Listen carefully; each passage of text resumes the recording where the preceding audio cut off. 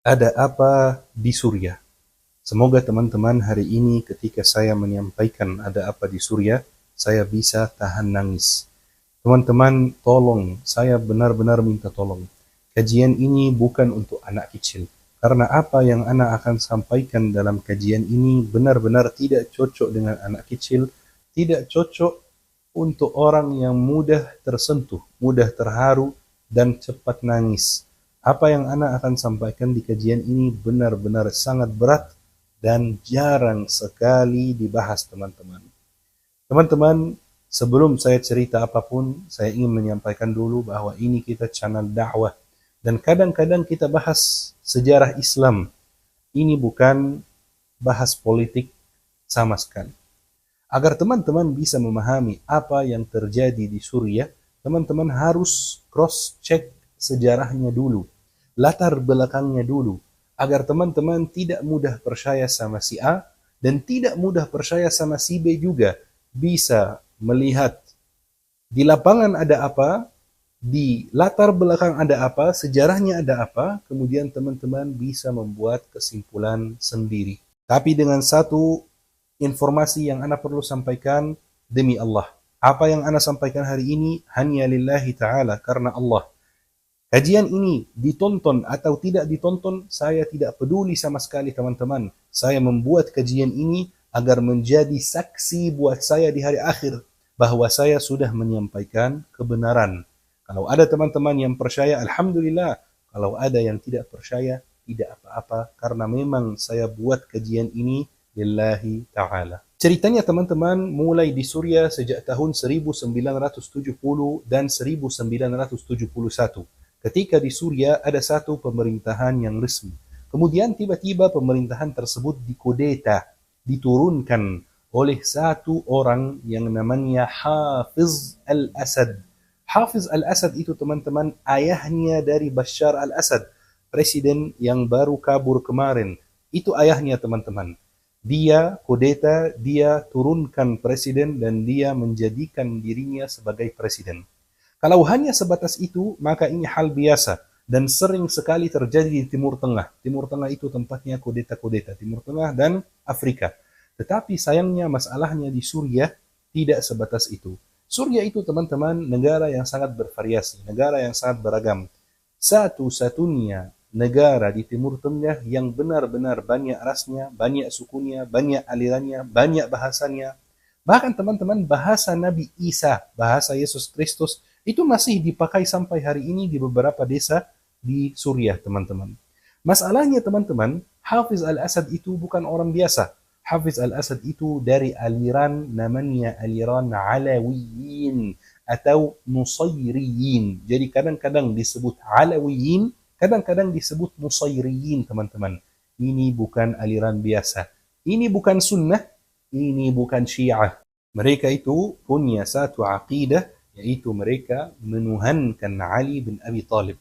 Mereka tidak menyembah Allah subhanahu wa ta'ala. Mereka menyembah Ali bin Abi Talib. Dan ini ada di buku-buku mereka. Beda dengan Sunni, beda dengan kita. Dan beda juga dengan Syiah. Memang mereka terafiliasi dari Syiah. Tetapi Syiah sendiri sudah mengkafirkan mereka. Ya, kenapa? Karena Syiah tidak menuhankan Ali bin Abi Talib. Syiah hanya berpendapat bahwa Ali bin Abi Talib lebih pantas menjadi khalifah dibanding Abu Bakar As-Siddiq dan Sayyidina Abu Bakar As-Siddiq dan Sayyidina Umar. Kalau mereka Alawin Nusairin itu benar-benar menuhankan Ali bin Abi Talib, maka mereka teman-teman dianggap oleh semua ulama dunia keluar dari Islam. Mereka bukan lagi aliran Islam yang agak menyimpang, aliran Islam yang agak sesat, enggak. Mereka dianggap non-muslim. Dan teman-teman, Alawin itu tidak ada hubungannya dengan Ba'alawi di Indonesia ataupun di Yaman. Itu beda cerita ya teman-teman. Jadi teman-teman, Alawiyin atau Nusairin itu ibarat minoritas yang memimpin mayoritas. Jadi mereka di Suriah itu minoritas. Mayoritas warga Suriah itu Muslim Sunni. Muslim Sunni Syafi'i seperti kita di Indonesia. Dan seperti Mesir dan seperti Palestina. Seperti negara lain, negara Muslim lainnya pada umumnya teman-teman. Mereka memimpin Suriah walaupun mereka minoritas teman-teman. Kalau hanya sebatas itu, memang non-muslim tidak dilarang untuk ikut pemerintahan. Gak ada larangan dalam Islam teman-teman. Tetapi masalahnya mereka itu memusuhi Islam. dan mereka itu mulai memusuhi warganya sendiri, mulai memusuhi masyarakat Suriah, teman-teman. Walaupun teman-teman kadang-kadang mereka terlihat di beberapa video salat biasa seperti kita, atau mereka terlihat di beberapa video salat Jumat, atau salat Idul Fitri, salat Idul Adha, bahkan kadang-kadang mereka terlihat bersama ulama besar seperti Syekh Al-Buti misalnya. Tapi ini semuanya teman-teman permainan politik. Jika teman-teman tidak puas dengan informasi tentang aliran Alawiyin atau Nusayriyin itu, saya minta teman-teman jika ingin lebih tahu tentang aliran tersebut, silakan teman-teman untuk cek buku-bukunya sendiri. Buku-bukunya ada, bisa diakses semua orang, bisa dibaca semua orang, tapi kita yang jarang mau baca, betul kan? Ya. Terus teman-teman bisa lihat fatwa, keputusan fatwa hampir seluruh pusat fatwa di seluruh dunia tentang aliran tersebut. Jadi teman-teman, karena Hafiz Al-Asad itu dari aliran minoritas, dia takut dikhianati oleh mayoritas. Maka semua pejabat-pejabat dan semua orang penting di pemerintahannya dipilih dari aliran yang sama. Jadi ujung-ujungnya yang memimpin Suriah itu hanya beberapa keluarga, walaupun statusnya sebagai republik, dan mereka mulai benar-benar zalim kepada masyarakat Suriah, teman-teman. Bahkan di tahun 1982 terjadi pembantaian besar-besaran di kota namanya Hama. Kota Hama itu teman-teman, kota yang ingin protes terhadap kezaliman keluarga Al-Asad waktu itu. Maka keluarga Al-Asad dan prajurit-prajurit Al-Asad, keluarga Al-Asad, mereka kelilingi kota Hama, teman-teman, dan mereka membunuh warganya, yang anak kecil, yang wanita, yang lansia. Lebih dari 40.000 orang dibunuh oleh mereka, teman-teman. Kurang lebih mirip seperti apa yang Israel lakukan terhadap saudara kita di Gaza, teman-teman. Dan ini dalam sejarah terkenal dengan pembantaian Hama 1982. Teman-teman bisa cek dan baca-baca tentang pembantaian tersebut. Sampai tahun 2000, teman-teman, ketika Hafiz Al-Asad meninggal dunia. Dan yang naik setelahnya siapa? Yang naik setelahnya presiden sekarang yang baru kabur kemarin, yang namanya Bashar Al-Assad. Seharusnya kakaknya yang jadi presiden, tapi kakaknya sudah meninggal dunia juga. Jadi yang jadi presiden adalah Bashar Al-Assad. Sejak tahun 2000, teman-teman, sampai tahun 2011, tidak ada perubahan yang signifikan yang terjadi. Kezaliman tetap sama, pembantaian tetap sama, dan parahnya keluarga tersebut dan aliran tersebut tetap sama di Suriah. Tapi tidak ada satu kejadian signifikan sampai di tahun 2011 ketika terjadi yang namanya Ar-Rabi'ul Arabi atau Arab Spring. Mungkin teman-teman pernah dengar tentang Arab Spring. Ketika terjadi banyak revolusi di negara Arab, mulai dengan Tunisia, kemudian Mesir. Tunisia berhasil menurunkan presidennya.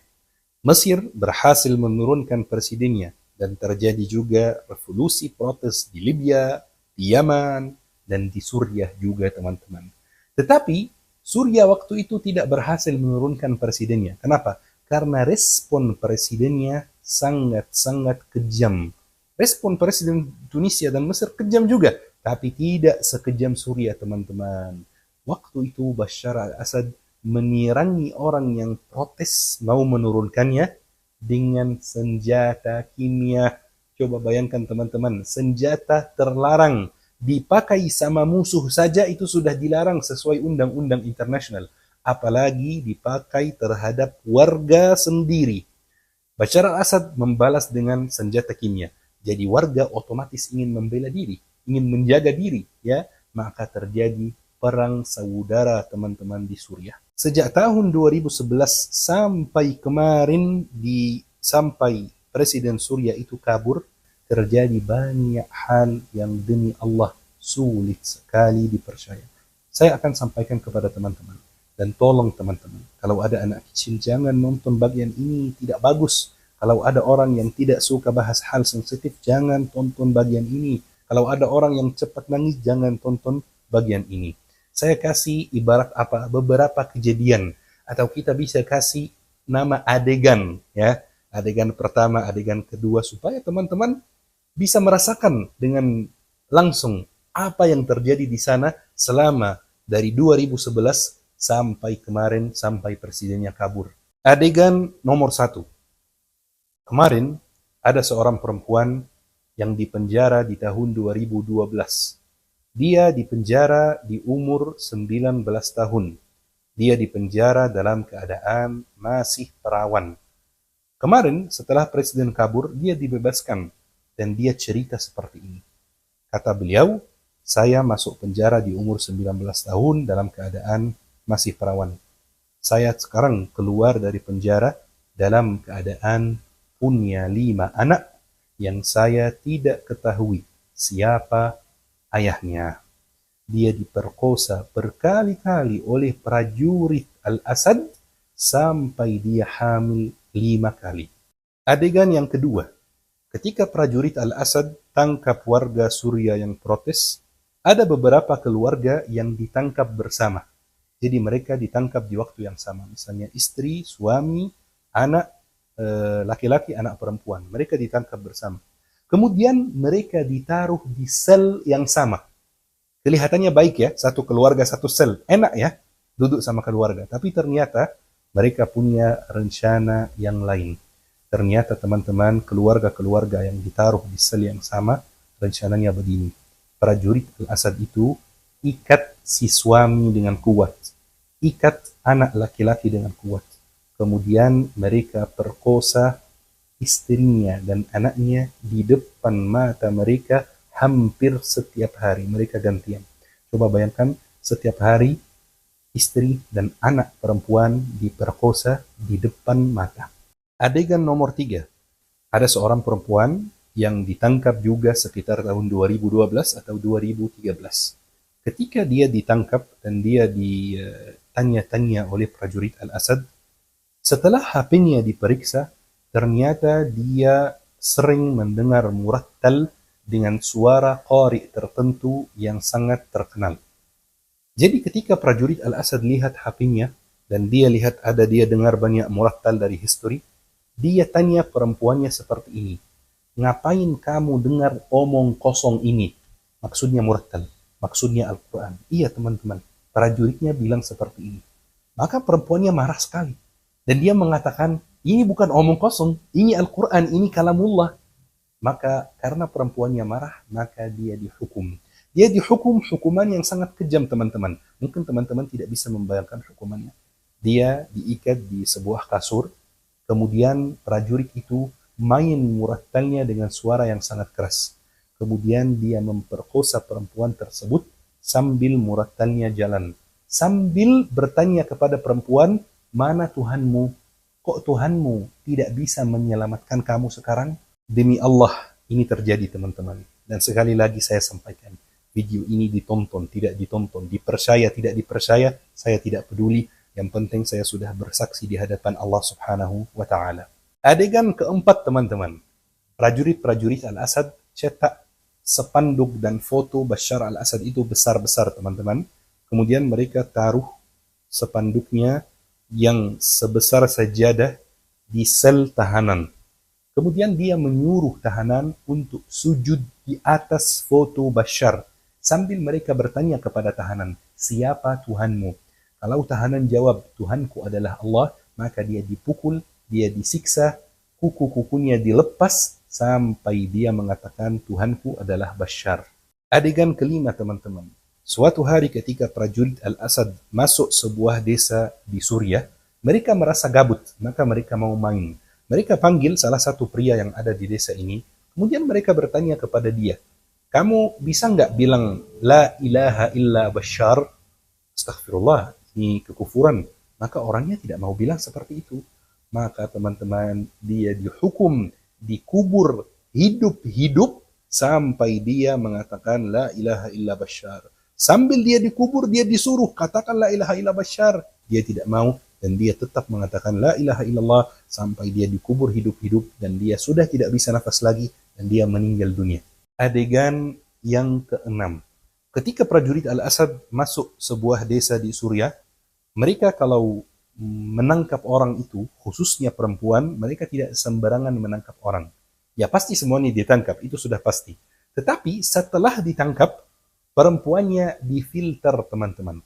Mana perempuan yang biasa saja wajahnya, dan mana perempuan yang cantik. Ya, penampilannya cantik. Kemudian perempuan cantik itu dikumpulkan di satu sel sendiri.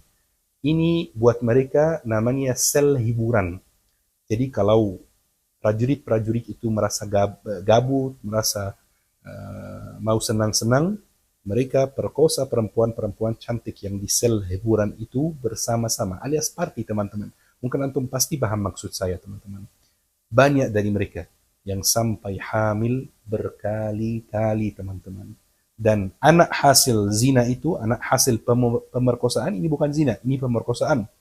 Anak hasil pemerkosaan ini kadang-kadang dibiarin di dalam penjara bersama ibunya, kadang-kadang dibawa dan dibesarkan di kamp-kamp militer supaya ke depan dia jadi prajurit juga, teman-teman. Adegan ketujuh, teman-teman. Di Suriah itu ada satu penjara yang namanya penjara Sednayah. Ini penjara paling kejam nomor satu di dunia. Kalau dari luar dilihat bangunan biasa, bahkan bangunan kecil malah, ya. Tetapi ternyata penjaranya itu 7 lantai di bawah tanah, teman-teman.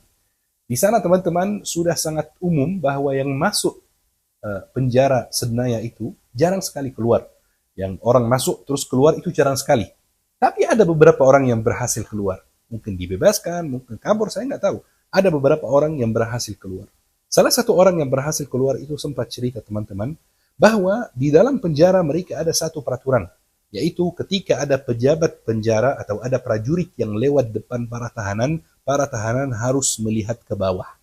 Harus melihat ke bawah. Kalau melihat ke atas, melihat siapa prajuritnya, mereka langsung membunuh tahanan tersebut yang melihat ke atas. Suatu hari, ada satu tahanan baru, dan sepertinya tahanan baru itu belum di briefing sama teman-temannya.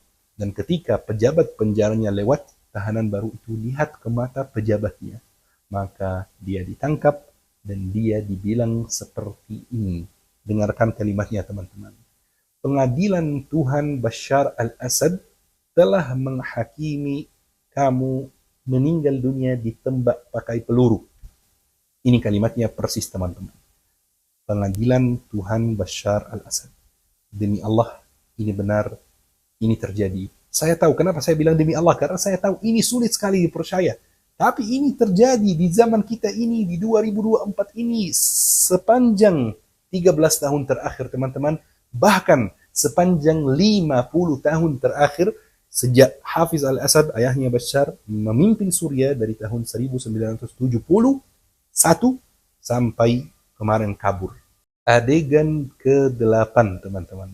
Kan kita cerita tadi ada orang yang dibunuh dan diperkosa sampai mati dan lain-lain. Jasadnya itu dikemanain, teman-teman. Jadi, ceritanya begini. Setiap 3 hari, ada mobil besar, mobil sampah, yang datang menyangkut jasad-jasad orang, jenazah-jenazah orang yang sudah meninggal dunia karena dibunuh.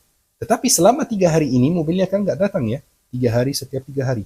Selama 3 hari, jasadnya, mayatnya, ditaruh di toilet, teman-teman. Jadi para tahanan di sana kalau mau ke toilet, mereka terpaksa membuang air kecil dan membuang air besar sambil melihat mayat rekannya yang barusan dibunuh. Dan kadang-kadang saking banyak orang yang dibunuh, mereka sampai tidak bisa menggunakan toiletnya karena udah penuh. Udah sangat penuh, toiletnya tidak bisa dipakai. Penuh dengan apa? Penuh dengan mayat orang yang dibunuh oleh prajurit Bashar.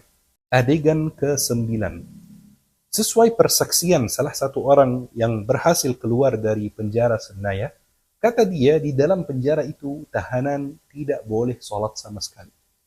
Dilarang keras untuk melaksanakan sholat. Jadi mereka itu sholatnya pakai mata, teman-teman, tidak bergerak. Sholatnya pakai mata seperti ini. Tapi kalau ketahuan, masalah besar dan pasti hukumannya adalah hukuman mati. Suatu hari ada salah satu tahanan yang rindu dengan sholat. Dia sudah lama tidak sholat.